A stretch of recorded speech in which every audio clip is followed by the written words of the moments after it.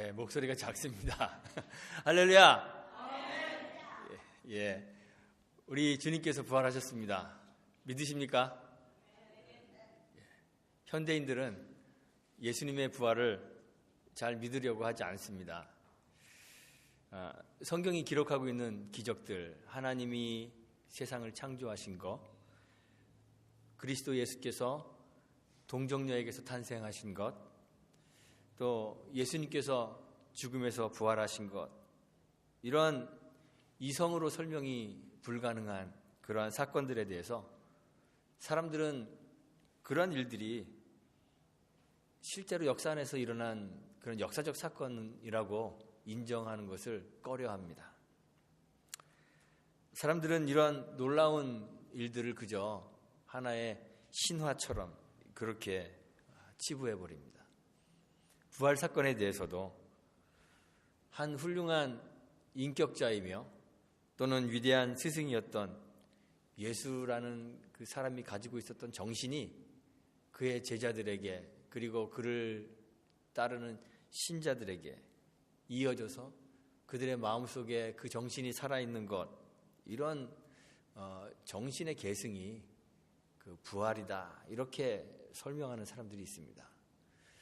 또 어떤 사람들은 예수가 십자가에서 죽지 않고 기절했다가 무덤 안에서 깨어난 것이라는 등, 또는 제자들이 비어있는 다른 무덤을 착각하고 찾아간 것이라는 등 예수님의 부활과 그 빈 무덤에 대하여 어떤 이성적 설명을 하려고 시도하는 그러한 사람들도 있습니다.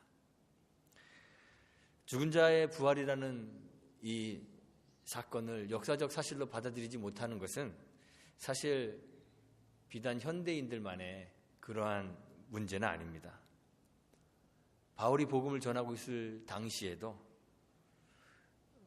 사람들은 부활을 쉽게 믿으려고 하지 않았습니다.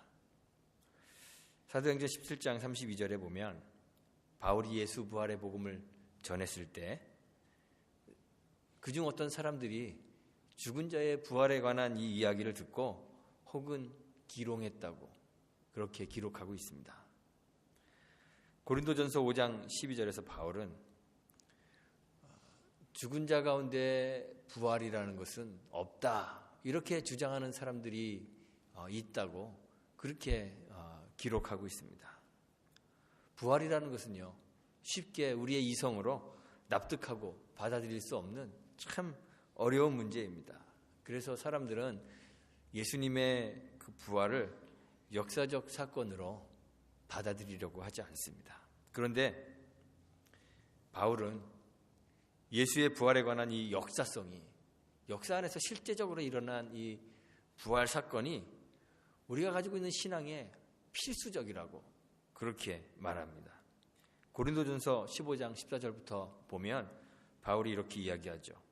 그리스도께서 만일 다시 살아나지 못하셨으면 우리가 전하는 것도 헛것이요 너희 믿음도 헛것이다, 그렇게 이야기했습니다. 또 그리스도께서 다시 살아나신 일이 없으면 너희 믿음도 헛되고 너희가 여전히 죄 가운데 있을 것이다, 이렇게 이야기합니다. 그러면서 만일 그리스도 안에서 우리가 바라는 것이 다만 이 세상의 삶뿐이면 모든 사람들 가운데 우리가 더욱 불쌍한 자다, 이렇게 이야기합니다. 그리스도의 부활이 없으면 세상에서 우리가 제일 불쌍한 자가 된다는 것입니다. 부활하신 예수님을 다메섹으로 가던 그 길에서 만났던 이 바울은 예수 그리스도의 부활에 대하여 정말 흔들리지 않는 그러한 믿음을 가지고 있었습니다. 예수님의 부활은 그저 몇몇 사람의 신앙으로 투영된 그러한 하나의 바람이나 소망이 아니고 역사적 사실입니다. 예수님께서 실제로 죽음 가운데서 살아나셨고, 예수님께서 실제로 무덤의 문을 열고 무덤에서 나오셨습니다. 예수님은 정말 부활하셔서 그가 가르치셨던 그의 가르치심들, 그가 자신에 대해서 주장했던 그 모든 것들이 참임을 증거하셨습니다.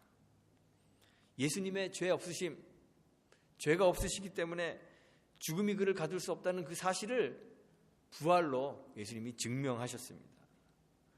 예수님의 하나님 되심을 그의 부활이 증거하고 있는 것이에요. 그가 생명이시고 생명의 근원이심을 주님의 부활이 증거하고 있습니다. 그런데 예수님의 부활은 예수님의 자기 증거일 뿐만 아니라 동시에 우리에게는 뭐가 될까요? 구원이 됩니다. 바울은 예수님의 부활을 첫 열매, 잠자는 자들의 첫 열매라고 그렇게 표현했습니다. 고린도전서 15장 20절에서 이제 그리스도께서 죽은 자 가운데서 다시 살아 잠자는 자들의 첫 열매가 되셨도다 라고 노래하고 있어요. 첫 열매가 되셨다는 것은 두 번째, 세 번째 열매가 계속 있다는 말이고, 예수님의 부활이 우리의 부활의 시작, 트리거가 되었다는 그런 말입니다. 이제 예수님의 부활과 함께 우리도 부활한다는 그런 말입니다. 예수님이 세상에 오실 때 그저 한 사람으로만 오신 것이 아닙니다. 바울이 고린도전서 15장 45절에 보면 예수님을 마지막 아담이다 이렇게 부르고 있습니다. 예수님을 마지막 아담이라고 부른 것은 예수님이 그저 한 사람, 한 인격으로 세상에 오신 것이 아니라 첫사람 아담과 같이 온 인류의 대표자로 모든 사람을 그 안에 내포하고 있는 내포자로 세상에 오셨음을 이야기하는 것이에요. 첫사람 아담이 하나님과 언약을 맺었죠. 그런데 하나님과 언약을 맺을 때 단지 개인의 자격으로 하나님과 언약을 맺은 것이 아닙니다. 만약 아담이 개인의 자격으로 하나님과 언약을 맺은 것이라면 그가 그 언약 준수에 실패하고 선악을 알게 하는 나무의 열매를 따먹었을 때 죄의 형벌이 누구에게 임할까요? 아담에게만 임하게 되겠죠. 그런데 아담은 하나님과 언약을 맺을 때 개인의 자격으로 언약을 맺은 것이 아니라 자신과 자신 이후의 모든 인류를 대표하여서 하나님 앞에 서 있었던 거예요. 그래서요, 선악을 알게 하는 나무의 열매 누가 먼저 따먹었나요? 하와가 먼저 따먹었죠. 그런데 하와가 그 열매를 따먹었을 때, 먼저 따먹었을 때 무슨 일이 일어나나요? 아무 일도 일어나지 않습니다. 아담이 그 열매를 먹었을 때 비로소 그들의 눈이 밝아져서 벌거벗은 걸 알고 하나님 존전에서 숨게 됐죠. 아담은 하와를 포함한 모든 인류, 그 이후의 모든 인류를 대표하여 하나님 앞에 서 있었습니다. 이스라엘 사람들은요, 한 사람의 자손들이 그 태어나기 전에 어디에 있다고 가르치는지 아십니까? 우리는 뭐 삼신 할머니가 어디 가서 이렇게 뭐 점지해주고 그런다 그러는데요. 이스라엘 사람들 표현해 보면 태어나지 않은 자손들은 그 조상의 허리에 있다 이렇게 가르칩니다. 하나님께서 야곱과 언약을 맺으실 때 창세기 35장 11절에 보면 야곱에게 약속을 하세요. 한 백성과 백성들의 총회가 내게서 나오고 왕들이 내 허리에서 나오리라. 그렇게 언약을 맺으십니다. 히브리서 7장 10절 이하를 보면 예수님을 멜기세덱의 반차를 따르는 대제사장이다 이렇게 이제 표현하는데요. 멜기세덱의 권위가 그 제사장 지파인 레위의 권위보다 훨씬 월등하다는 것을 주장하면서 이런 이야기를 해요. 멜기세덱이 아브라함을 만날 때 레위는 이미 자기 조상의 허리에 있었습니다. 무슨 말이냐면 아브라함이 조카 롯을 다 찾아오고 전쟁에서 노획물을 가지고 오는데 그때 살렘 왕 멜기세덱을 만나게 됩니다. 그 길에서 멜기세덱을 만나고 멜기세덱이 아브라함에게 축복을 하고 아브라함은 멜기세덱에게 자기가 얻은 것의 10분의 1을 바칩니다. 지금은 이제 11조인데요. 11조를 드립니다. 그런데 11조는 더 존귀한 자에게 드리는 것이잖아요. 아브라함이 멜기세덱에게 11조를 드리는데 그때 레위는 어디에 있었느냐? 아브라함의 허리에 있었다는 거예요. 그래서 레위도 아브라함과 함께 멜기세덱에게 11조를 드린 것과 같다. 이런 이야기를 지금 하는 거예요. 이와 같은 이유로 아담이 하나님과 언약을 맺을 때 그의 자손들은 어디에 있었을까요? 아담의 허리에 있었던 거예요. 그래서 아담은 온 인류를 대표할 뿐만 아니라 그 안에 모든 사람을 내포하고 있기 때문에 아담과 하나님이 맺은 언약이 아담에게만 언약이 되는 것이 아니라 모든 인류에게 그 언약이 되는 거예요. 그래서 아담이 범죄하였을 때 아담의 허리에 있었던 우리는 모두 아담과 함께 범죄자가 된 거예요.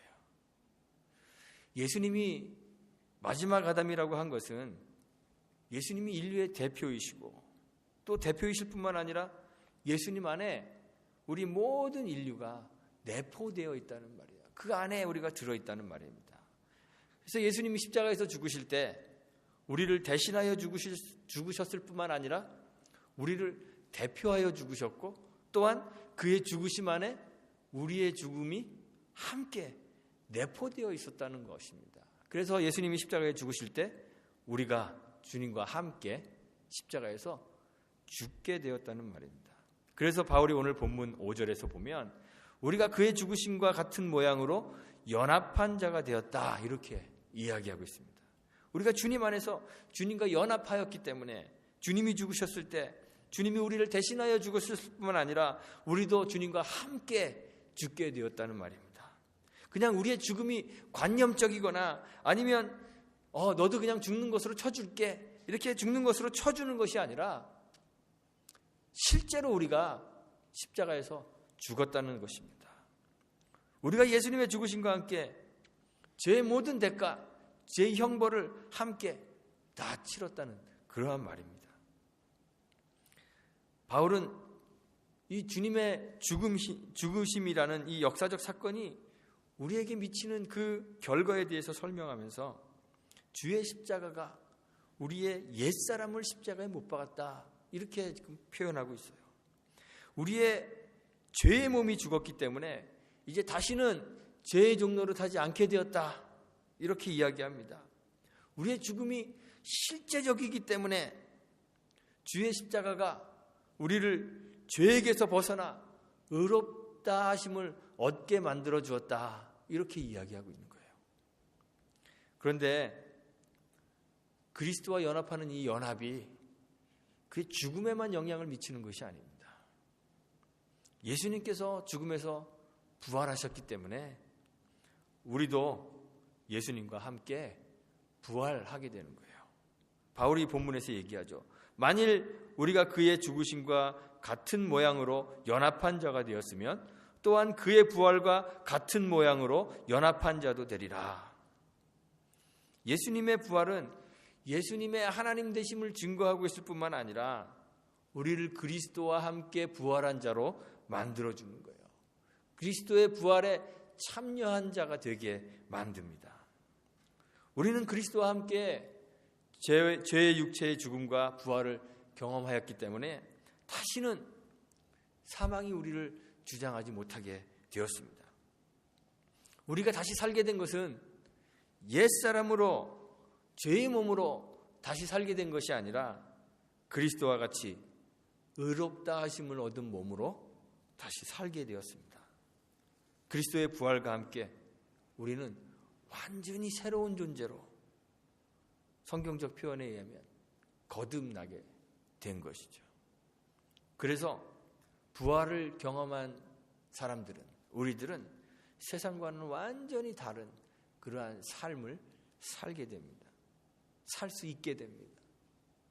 그리스도 안에서의 우리의 죽음이 그냥 머릿속에서 일어나는 관념적 사건이 아니고 그렇게 하나님이 쳐주는 것이 아니고 실제적인 것처럼 그리스도 안에서 일어나는 우리의 부활도 관념적인 것이 아닙니다. 여러분들 다 부활하셨습니다. 그러면 그냥 머릿속에서 그렇구나 그렇게 이해하고 넘어가는 것이 아니라 우리의 부활이 실제적이라는 것입니다. 그래서 그 부활이 실제로 우리의 삶에서 나타나야 합니다. 부활의 삶이 우리 삶에서 증거되어야 합니다. 바울은 부활을 체험한 신자들의 삶을 의의 무기로 하나님께 드린 삶이다, 이렇게 표현했습니다. 그리스도 안에서 죽음과 부활을 경험하기 전에 우리의 삶은 누가 우리를 지배하고 있었을까요? 죄가 우리의 죽을 몸을 지배하는 삶이었습니다. 도둑질을 하거나 강도질을 하거나 어떤 큰 죄를 저지르는 것만이 죄의 지배에 당하는 그러한 삶은 아닙니다. 바울은 죄의 지배에 당하는 삶을 뭐라고 표현하느냐면 몸의 사욕에 순종하는 것이다 그랬습니다. 몸의 사욕에 순종하는 것이다. 사람들은 누구나 자기 욕심을 가지고 살아가잖아요. 높아지려는 마음이 있고 더 많이 가지려는 마음이 있고 부유하려고 하는 마음이 있고 더 크고 강해지려는 욕심이 누구에게나 다 있습니다. 죄라는 것이요, 거창해야지 죄가 되는 것이 아닙니다. 하나님 앞에서 겸손하여 자기를 낮추고 자기를 부인하는 것 못하고 자기를 죽이지 못하고 자기를 높이려는 모든 교만이 죄입니다. 사실 죄는 거기서부터 시작한 거예요. 열매 하나 따먹은 것이 그렇게 큰 죄이겠습니까? 그런데 정말 죄는 열매 하나를 따먹은 것이 아니라 자기를 높이려고 하는 것, 하나님처럼 높아지려고 하는 그 교만이 죄입니다. 하나님을 알지 못하는 것이 죄이고, 하나님을 알지 못하기 때문에 하나님 없이 자기를 세우려고 하는 것이 죄입니다. 세상에 속하여서 세상에 인정받으려고 하는 것, 그것이 죄입니다. 세상 사람들과 다를 바 없이 그냥 세상이 사는 방식대로 살아가는 것이, 그것이 죄입니다. 그것이 바로 사욕에 순종하여서 죄가 죽을 몸에 왕노릇하게 만드는 것입니다. 그래서 바울이 이야기하죠. 부활을 경험한 사람들에게, 믿음의 사람들에게 우리의 지체를 불의의 병기로 죄에게 드리지 말라고 권고하고 있습니다. 그리고 오직 우리 자신을 죽은 자 가운데서 다시 산 자같이 하나님께 드리며 우리 지체를 의의 무기로, 의의 병기로 하나님께 드리라고 했습니다. 죽은 자 가운데서 다시 사신 자 같이 누굴까요? 그리스도 예수십니다. 그리스도께서 자기 자신을 하나님께 드린 방식이 뭔 줄 아시죠? 그의 온전한 순종을 통해서입니다. 빌립보서 2장 말씀처럼 하나님의 본체이신 그리스도께서 자기를 비어 종의 형체를 가지시고 죄인인 우리들과 같이 되셨고 사람의 모양으로 나타나셔서 우리 죄인들이 당해야 하는 모든 고난과 질고를, 죄의 형벌을 받으시고 십자가의 자리까지 죽기까지 복종하셨던 그 순종으로 주님이 자신을 하나님께 드렸습니다. 우리도 그리스도와 함께 죽은 자 가운데서 다시 살았으므로 그리스도처럼 우리를 하나님께 드려야 한다고 바울이 이야기하고 있어요. 우리가 우리 자신을 하나님께 드리는 것은 어떻게 드릴 수 있을까요? 헌금 많이 한다고 하나님께 드리는 것이 아닙니다. 교회 나오셔서 이 일 저 일하고 남 도와주는 일하고 봉사활동하고 그런다고 해서 자기 자신을 하나님께 드리는 것이 아닙니다. 우리가 우리 자신을 하나님께 드리는 것은 그리스도와 같은 겸손과 순종을 통해서입니다. 죄의 종의 특징이 몸의 사욕에 순종하는 것이라면 하나님의 종이 되는 것은 몸의 사욕을 거스려 하나님을 순종하는 것입니다. 몸의 사욕, 자기를 드러내고 높이고 자기를 키우고 살찌우는 것, 그 반대로 자기를 주고 자기를 버리고 자기를 내려놓는, 높아지고 부유해지고 크고 강해지는 것이 미덕인 이 세상 속에서 그리스도와 같이 자기를 낮추고 종이 되고 자기 십자가를 지고 죽기까지 순종하는 것, 이것이 하나님께 자신을 드리는 것이죠. 베드로가 베드로전서 2장 24절에서 말했습니다. 예수께서 친히 나무에 달려 그 몸으로 우리 죄를 담당하셨으니 이는 우리로 죄에 대하여 죽고 의에 대하여 살게 하려 하심이라. 우리가 그리스도 안에서 다시 살게 된 것은 의에 대하여 산 것이기 때문에 오늘 19절 말씀해 보니까 우리 지체를 의에게 종으로 드려 거룩함에 이르라고 이야기합니다. 우리 지체를 의의 병기로, 의의 무기로 하나님께 드리라고 하는 거예요. 왜 의의 병기라고 그랬을까요? 왜 의의 무기라고 표현했을까요? 무기라는 것은요, 치열한 싸움을 위해서 필요한 것입니다. 우리가 세상에서 의의 종으로 사는 것이 쉬울까요? 어려울까요? 쉽지 않다는 것입니다. 정말 어렵습니다. 우리가 세상에 대하여 저항하지 않고 그냥 자연적으로 살게 되면 우리는 반드시 하나님을 대적하고 죄의 종으로 살게 됩니다. 의의 종으로, 하나님의 종으로 사는 것은요, 물길을 거슬러 올라가는 것처럼 세상을 거슬러 사는 것입니다. 제가 그런 비유 자주 하잖아요. 우리의 신앙이라는 것은 내려가는 에스컬레이터를 타고 올라가는 것입니다. 그러잖아요. 그냥 가만 서 있으면 어떻게 될까요? 가만히 있으면 뭐 중간 간다는 얘기도 있는데요. 신앙에서는 가만히 있으면 저 밑으로 떨어집니다. 죄의 종으로 추락하고 맙니다. 그냥 걸으면 어떻게 될까요? 걸으면 제자리 걸음입니다. 신앙에서 걷는 것은요, 제자리 걸음입니다. 올라가려면 어떻게 될까요? 뛰어야 됩니다.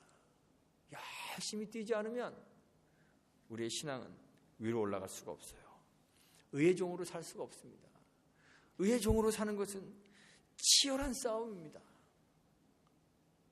주님이 말씀하시죠.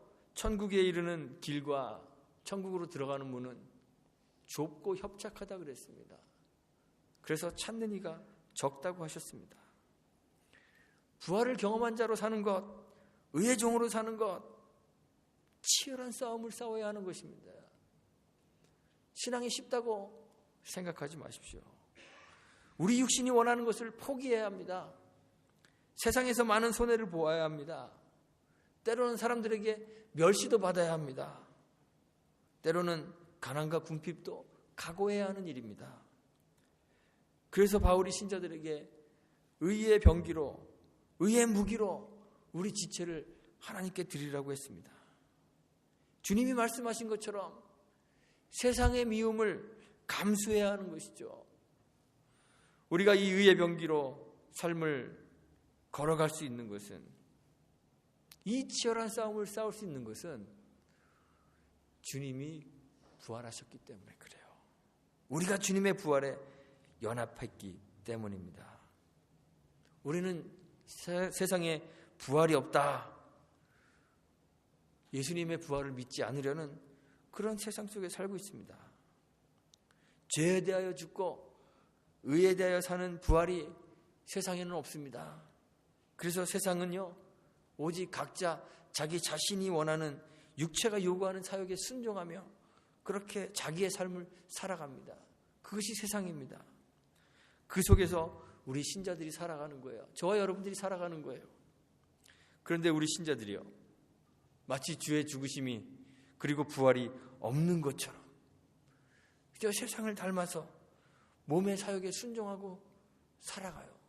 그렇게 살면서도 그것이 자기 지체를 불의의 병기로 저에게 드리는 것인 줄 알지 못하고 그냥 살아가죠. 그런데 정말 예수님은 죽음에서 부활하셨습니다. 주님이 부활하실 때 우리가 함께 죽고 부활하게 하셔서 주님이 우리를 죄에서 의로, 죽음에서 생명으로 옮기셨습니다.